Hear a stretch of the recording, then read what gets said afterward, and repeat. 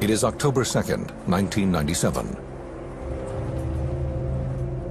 Retired Air Force Captain Jorge Holanda is in his expensive home in Cabo Frio, Brazil. The former pilot and parachutist retired in 1992, but since then has struggled with illness. Captain Holanda had been suffering a chronic depressive disorder since the early 1990s. In my personal view, this depressive process originated from something that he had experienced a long time ago in the Amazon.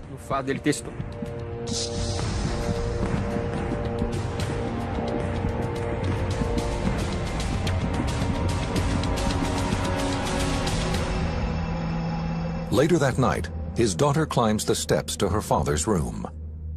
She finds a shocking scene. Her father is dead. He appears to have strangled himself. Was this a suicide brought on by mental illness, or by something more sinister? Just 2 months earlier, the captain had given this exclusive interview to UFO researchers A.J. Geverard and Marco Petit. Both men study and document UFO incidents. This object went to Colares, then kept going as if it covered the Amazon in strips. There was an intelligence doing this. 4 months into the operation, they ordered us to stop. Some UFO experts maintain that Captain Holanda did not kill himself, but was murdered because he'd said too much about a series of frightening UFO encounters, some allegedly fatal, which took place in the Amazon jungle 20 years earlier. He gave eyewitness testimony based on his work as a military man who commanded one of the most serious operations in the world of ufology. There is something very strange that the Air Force doesn't want revealed. I don't believe it was suicide. Holanda's death is connected to something beyond the normal. He left a very clear message that we are being visited.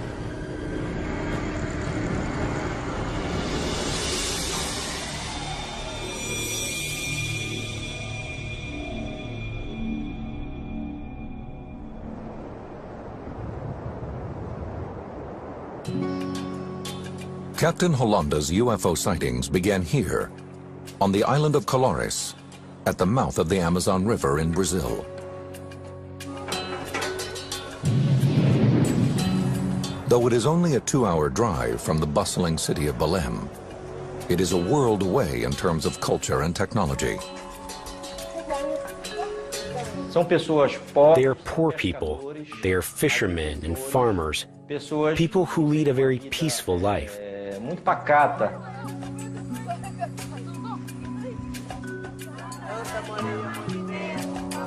Like most people in Brazil, the 2,000 residents of Colares are predominantly Roman Catholic. But the island's remoteness has given rise to many local superstitions. They believe the island is mysterious, that a lot of phenomena occur there. The people of Colares have their legends and their traditions. 78-year-old Emilio Campos Oliveira is a longtime resident of the island. Nearly 30 years ago, he was part of an extraordinary and disturbing series of events that transformed life on Colares forever. I could feel it once the light went away. I felt the burning. It was here. The mark was kind of a circle. It was red in the middle of a black spot.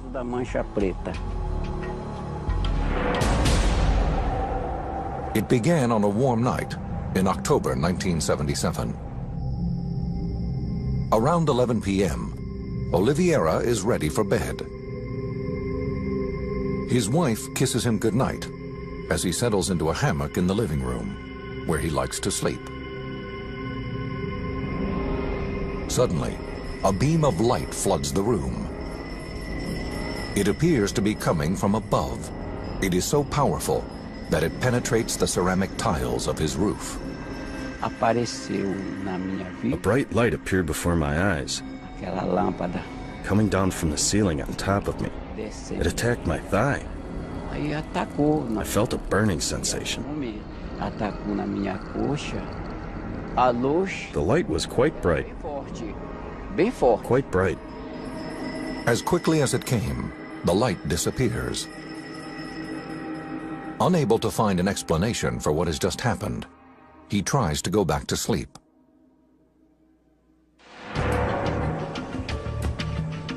Days later, at about 8 p.m., 24-year-old Orivaldo Malaquias Pinheiro, a local fisherman, sets out with a friend for some night fishing. I was on the beach and we were throwing out the net, but the net wasn't catching anything. So we pulled it back in and left to see if we could find another position, to see where we could catch some fish. The two fishermen wait patiently for their catch. Suddenly, Pinheiro's friend notices a low-flying, bright light in the sky. There was no noise, no smell. He looked out to the sea, and this light was coming from the direction of the sea toward us. We got scared and took off running. The two men race towards town. Panic-stricken, they tell other residents about what they've just seen. They learn that they are not the only ones to experience these mysterious sightings. In fact, dozens of people say that over the past few weeks, they've been chased, as if they're being hunted down and attacked by the lights. 25-year-old dentist Lucia Helena Marquez says she too had a strange encounter on a nearby beach. Aí estávamos ali no mercado. We were at the market and there was a commotion. Houve alvoroço, né, que tava. This object appeared and everyone ran to the seashore. Objeto não identificado. We saw two lights hovering in the air. Lá pra beira-mar. One light would be on and the other would be off. Pelo ar. They kept doing it like a signal. A outra apagava e ficava assim, tipo The colors that we saw most were red. Red was the brightest color, then green, red, green, and yellow in the back. Depois o verde, era vermelho. Then it just disappeared. Depois sumiu. As residents of Colares struggle to make sense of these strange occurrences, 2 hours away in Belém, 25-year-old reporter Carlos Mendez gets a call in his office. I first heard pieces of information through telephone calls from people linked to the town. They were saying the newspaper should go there because these lights were appearing and the people were becoming very afraid. Mendez, who works for the newspaper O Estado do Pará, calls his photographer. The two men leave for Colares that night. When they arrive, the men are swarmed by residents, wanting to tell their stories about being attacked by strange beams of light.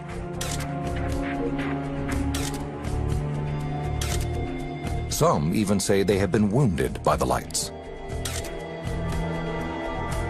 One woman, she was in her house at night when suddenly she saw the brightness. And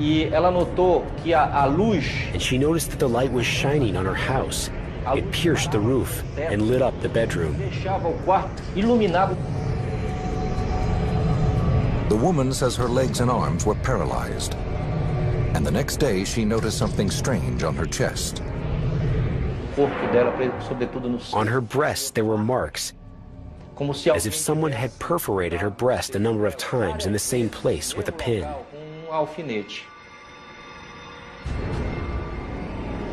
Other alleged victims tell similar stories. They also say that while they were immobilized by the light, they felt as if it were somehow sucking their blood.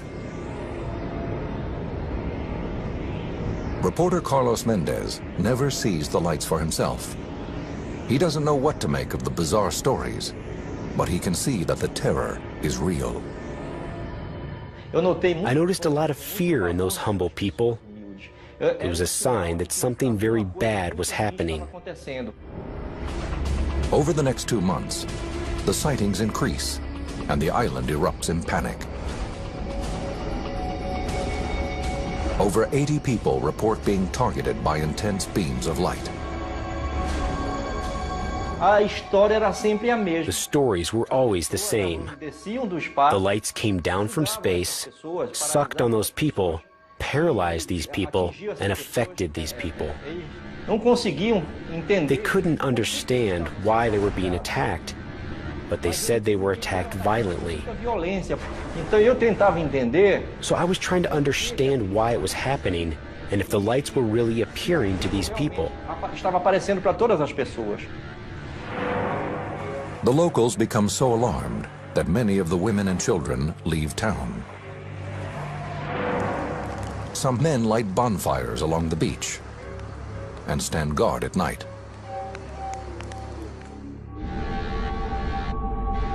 Others stay locked in their homes for fear of being targeted. I saw the people's fear. I saw the feeling of terror these people had, and I saw the plea for help that the people were making. It seems as if someone or something is attacking the people of Colares. No one knows why.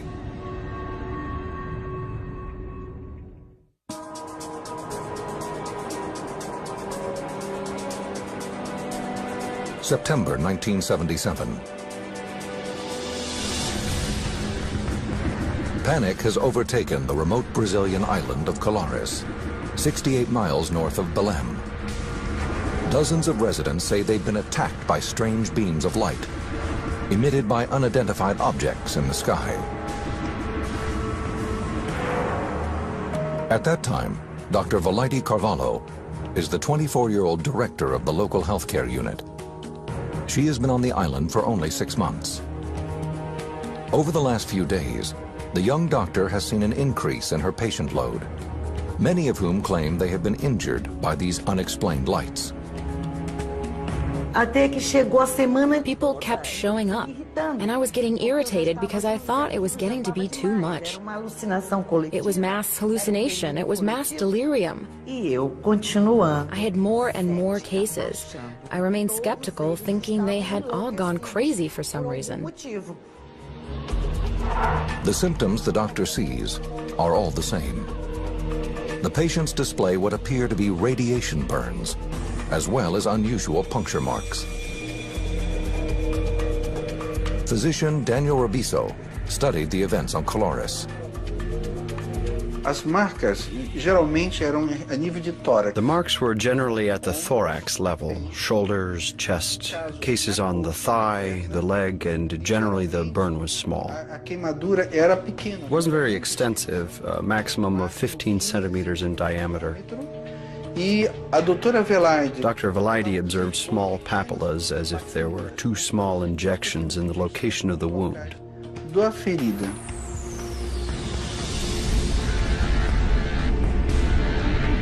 Victims report that these burns were caused when the light made contact with their skin.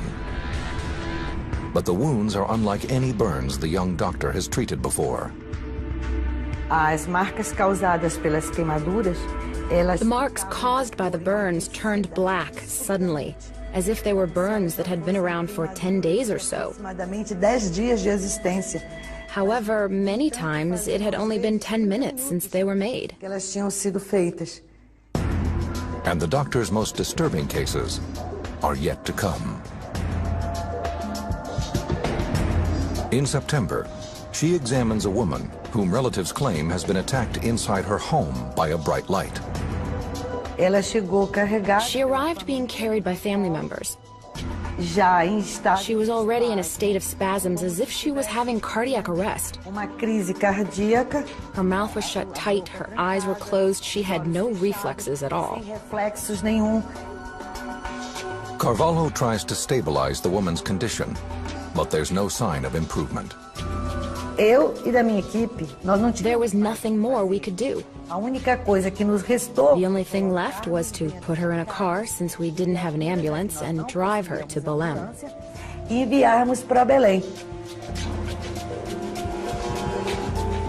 Carvalho waits for an update on the woman's condition.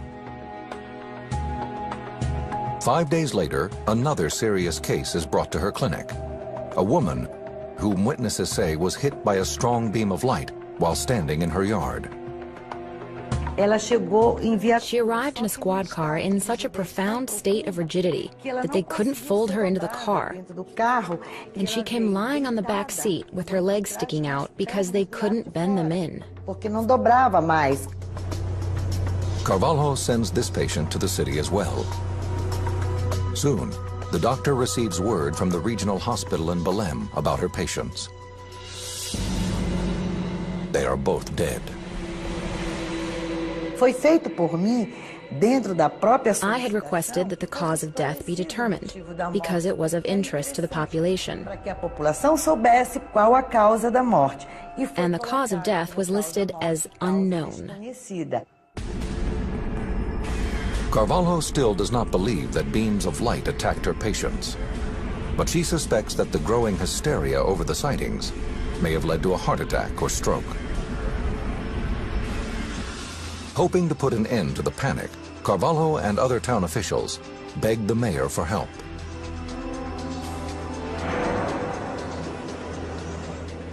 In September, the mayor contacts the Regional Air Command of the Brazilian Air Force, or COMAR.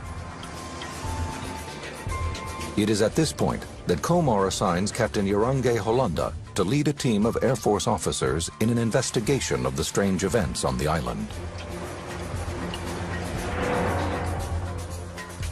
According to reporter Carlos Mendez, who is researching the events on Colares, Holanda's team may have been dispatched because the area has been the site of repeated guerrilla attacks by communist rebels. The reporter believes the Air Force assumes the lights are being created by weapons fire in the jungle, and Holanda's job is to track down the rebels. I believe that the objective of the military in Colares was first of all to investigate if there was any subversive activity from communist agents. But if that's the case, the project is given a curious name. Captain Holanda's mission is known as Operation Saucer. He assembles his team quickly. 37-year-old civilian Pinon Frias is brought on as a pilot. There was suspicion that it was a type of device that was violating Brazilian airspace.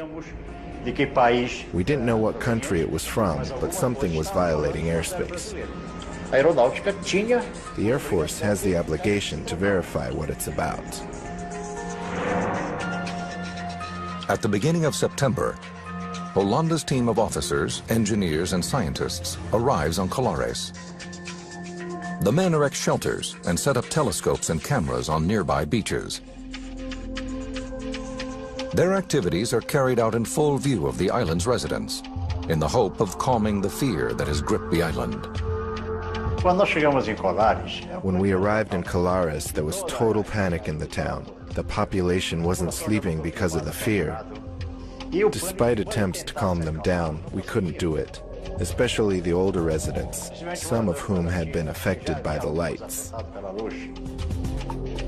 Once on the island, the Operation Saucer team tries to gather as much information as possible. Captain Holanda immediately goes to see Dr. Carvalho. The first thing proposed to me at 6 o'clock in the morning when I received the Air Force entourage was that I tell the community from that point on that all these cases of affected people were mass hysteria. For the doctor, the meeting is an early sign that the Air Force is not interested in seeking the truth, but in covering it up instead. Carvalho refuses to go along with their plan. I couldn't trick a community that expected so much from me, especially support and credibility. Holanda also meets with local eyewitnesses. including then 48-year-old Emilio Campos Oliveira, a resident who says he's been burned on his thigh by the light. They came to see me. They photographed where I was hit. The only ones who saw my mark were people from the Air Force. They saw the mark. The sightings continue throughout the next 4 months. Captain Holanda's team is busy collecting information from witnesses and town officials. Their surveillance equipment is in use 24 hours a day. But the Air Force does not release their findings to the public. Those who think that Operation Saucer will help determine the truth are disappointed. Instead, some believe a cover-up has already begun.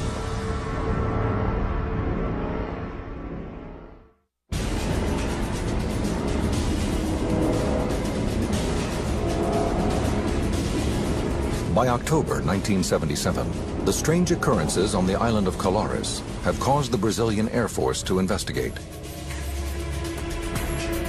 Residents claim that UFOs have attacked them with powerful beams of light.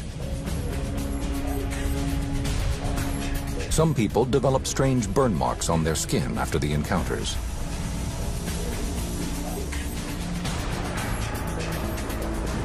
Two women have even died.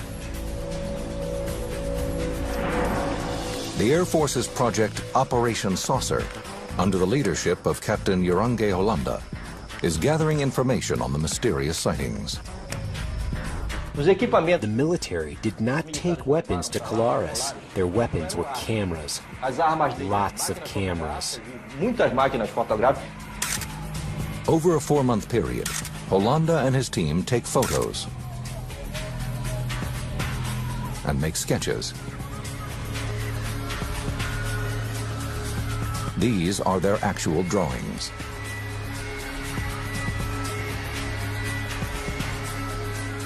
They also conduct interviews with the residents, including Dr. Valaide Carvalho. She has treated dozens of patients who claim they have been attacked. Initially, the doctor is skeptical about their stories, but soon she experiences a UFO sighting herself.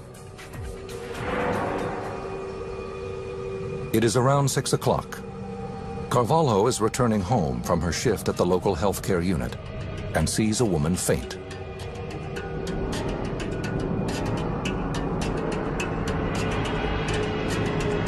I looked up, and that which I had denied, that I didn't believe in, that I thought was the product of delirium, craziness, made-up stories, people wanting attention, I saw the object at the height of approximately a 10-story building.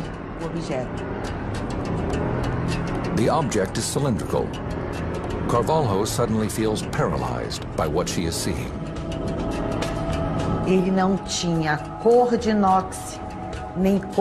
didn't have the color of stainless steel, or the color of silver, or the color of anything else. It had its own color, and it moved in elliptical movements. It was directly over my head, making elliptical movements and coming back again.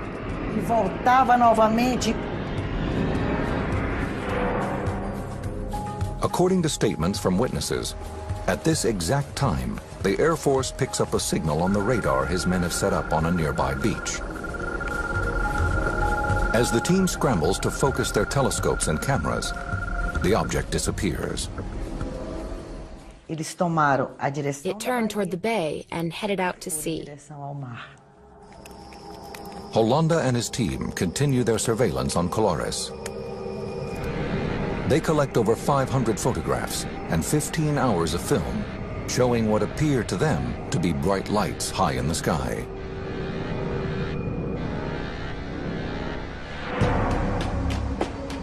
The reports from the investigation are sent back to Comar headquarters in the nation's capital of Brasilia. The Air Force really delved into the investigation. They had to give some kind of an answer to the people that were having these encounters. And I'm certain that it came as a surprise that the military men from the Air Force themselves began having their own encounters, their own experiences.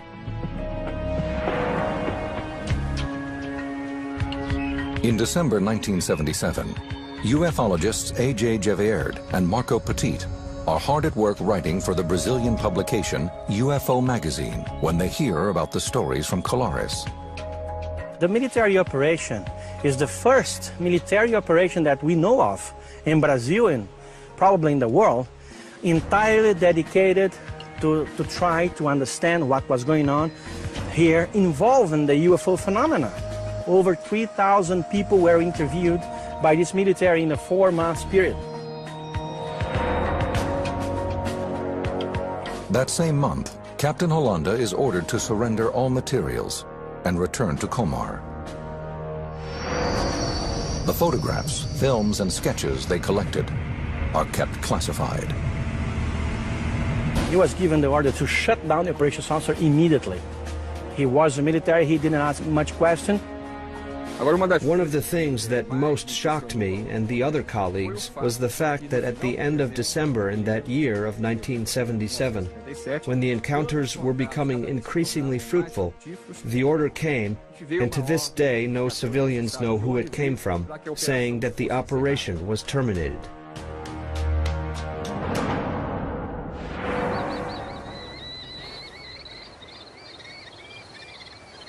Over the next few months, reports of strange sightings and bizarre attacks subside. In time, the stories about mysterious lights in the sky drift into local legend. For the next 30 years, Operation Saucer is kept under wraps, but Captain Hollanda does not remain silent forever.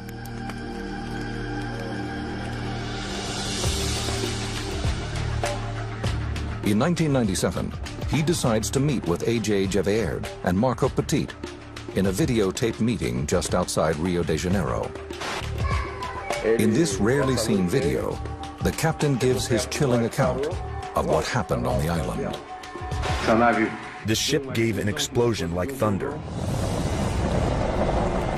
A very strong explosion and brightness. It took off at incredible speed toward the atmosphere. And disappeared among the stars.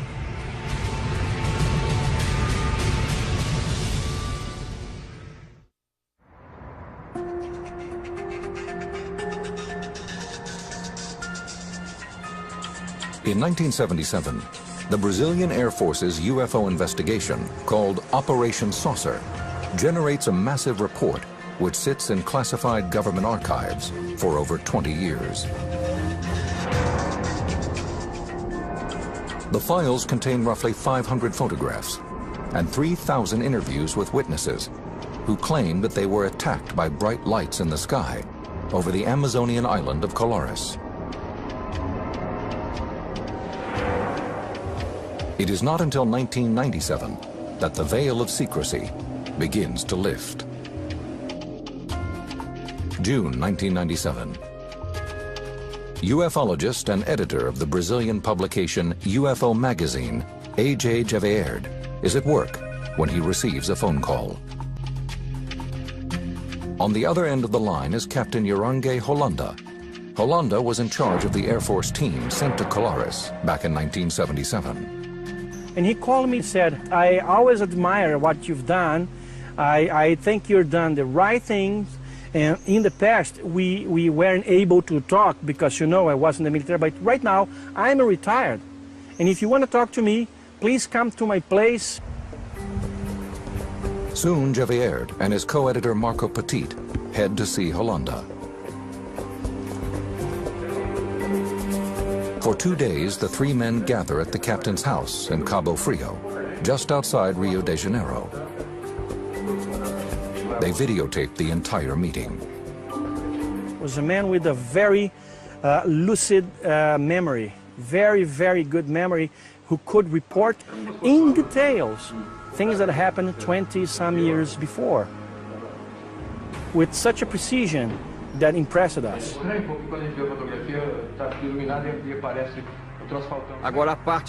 The most important part, without a doubt, is his description of the encounters he had with these ships.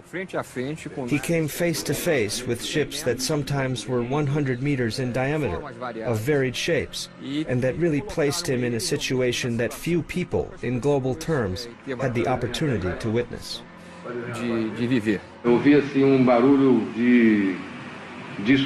We could hear a sound like an air conditioner. That kind of dull sound.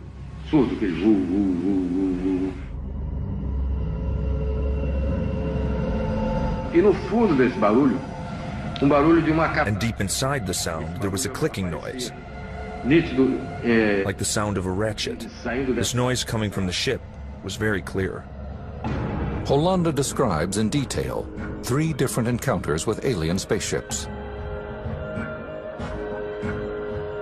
These are the drawings he made to depict his first encounter.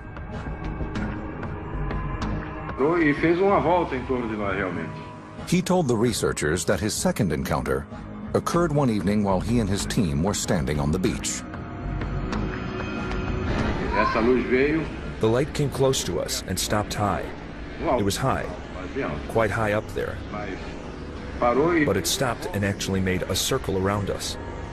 It made a circle and then took off toward the east. The captain then describes his last and most shocking encounter. He tells the ufologists that he was visited by a humanoid from one of the ships while he was in bed. I was lying on my side. Suddenly, a very powerful flash lit up the room. I was startled. I heard a strange thing, and immediately afterward, there was a being behind me, hugging me. It was a rather strange situation. The captain then goes on to describe the alien. It was 1.5 meters tall, more or less, dressed in a suit resembling an astronaut or a diving suit. It was kind of soft. It wasn't very tight. I didn't see the face. It had a mask that was lead gray, and I couldn't tell the details of the face. I didn't see any eyes. I didn't see any shape. Hollanda also tells the researchers that the alien spoke to him. I was very frightened. And that thing behind me, hugging me, squeezing me. And it spoke into my ear in Portuguese, with a sound. It seems like a computer, that metallic voice.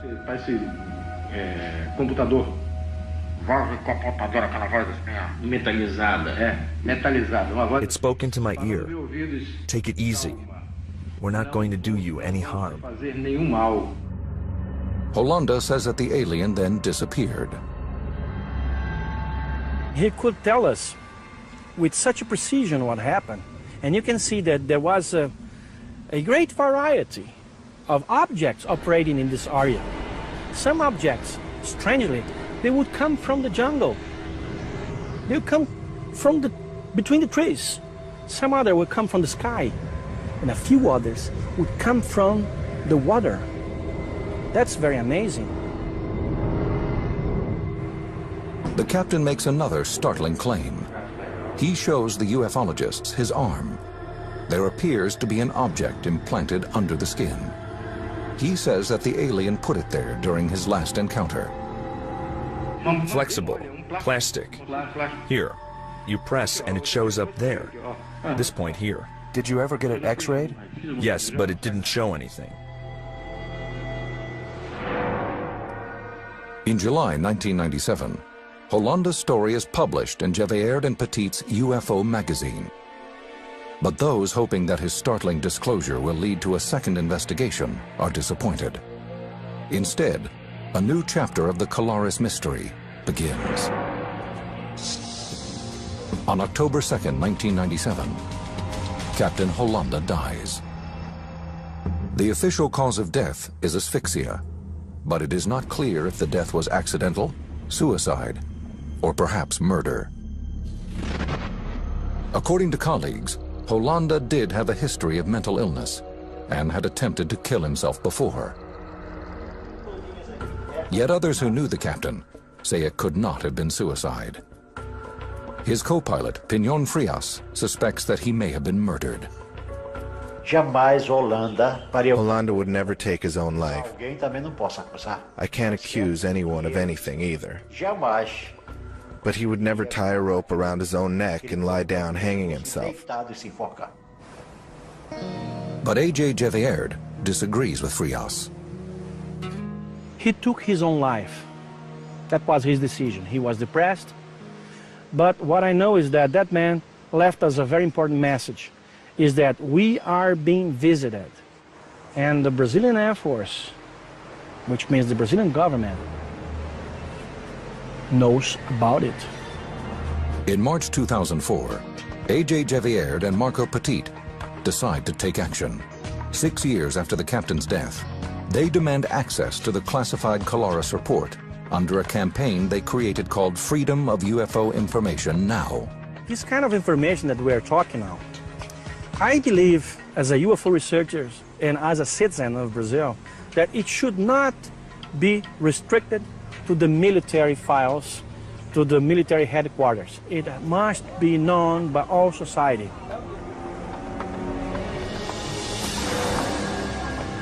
In the Air Force archive, Gevierd and Petit will find these sketches and photos made by Hollanda and his team. Records that have been hidden for over 30 years.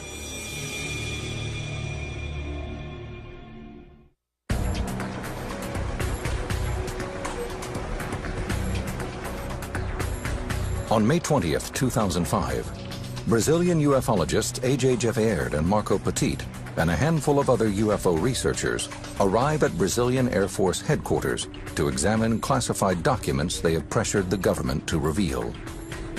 These files contain information about the 1977 military investigation called Operation Saucer. Gevierd and Petit believe the records contain data about UFO activity on the island of Colares. The brigadier, he said, I was being given an order from the commander of the Brazilian Air Force to open to you all files. You can watch everything that you please. But in fact, the two claim they are not permitted to see all the documents about the incidents.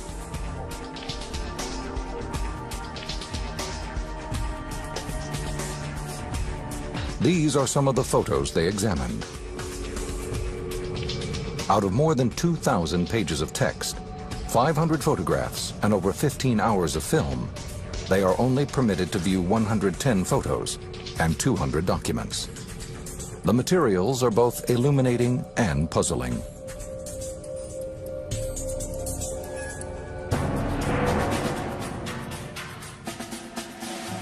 They reveal that the Brazilian government devoted a great deal of time investigating the sightings. They document numerous statements given by eyewitnesses. The files contain more details than the ufologists had ever imagined. Gevierd and Petit are not permitted to view the films contained in the files, but they do uncover photographs taken by Captain Hollanda, the head of Operation Saucer. The grainy black and white photos show bright lights high in the night sky. In ufology, a picture is not worth 1,000 words. You have to analyze the report of the people who took the picture. Captain Hollanda's voluminous report contains sketches and descriptions of his alleged encounters with alien aircraft. We had access to several documents that describe the encounters in detail, including reconstructions in the form of drawings, not only of the cases that involved the military, but also the cases that involved the residents.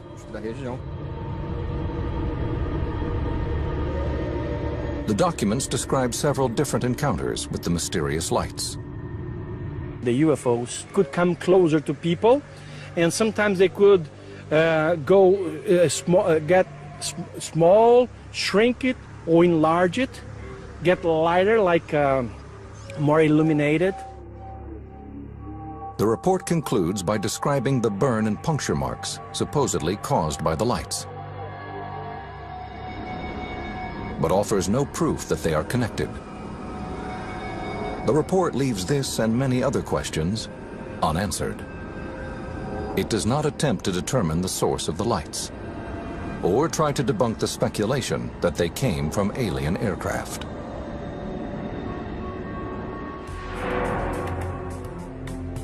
Today it seems clear that a definitive explanation for the Colares sightings will not come from the Brazilian government. Officially, the Air Force states that, regarding Operation Saucer, a report was produced with diverse depositions, apparently without any scientific foundation. For the time being, new information may come from the work of independent researchers and ufologists. Physician Daniel Rebisso has studied the Colares sightings since 1985. He began his research by trying to discover other possible causes for the burn marks found on victims. There was a suspicion that it could have been an animal, maybe a bat. This theory was discarded because when vampire bats bite, they leave marks in the shape of an O. It is a bite and it bleeds a lot. There was no bleeding in this case. Rebisso also considered the theory that the sightings on Colares could be attributed to mass hallucination. It was thought that it could have been mass panic, self-mutilation, that people were scratching themselves, hurting themselves. This also wasn't what happened. Rebisso's research suggested that the wounds were not self-inflicted. What it seems is that there was very intense radiation that paralyzed the nervous system, and the light must have extracted something. Rebisso also looked into possible sources for lights that were seen on the island.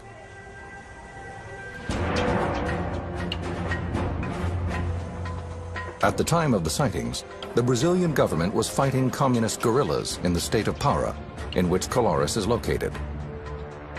There was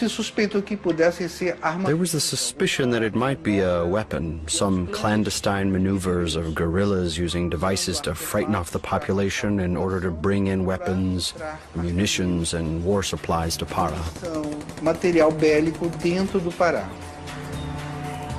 Despite reports of guerrilla activity, the government will neither confirm nor deny the information.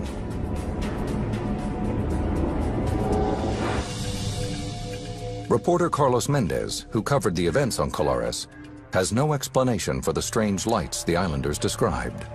But he believes that the remoteness of Colares and the superstitions of its inhabitants may have played a role in keeping the stories about UFO sightings alive. The people were shocked, frightened. The people of Colares have always lived with legends, with folklore from the countryside. This is typical of the Amazon. Today, the mystery remains. What was flying in the skies above Colares? And why did people think they had been attacked by beams of light? Eles estavam retirando, provavelmente, material biológico, provavelmente sangue mesmo. I believe that they were extracting biological material, probably blood, so that they could create vaccines and develop some protection for their own bodies, for their own civilization. So that when the day arrived of final contact with mankind, they would no longer be susceptible to the illnesses and diseases that we humans present. Que nós humanos apresentamos.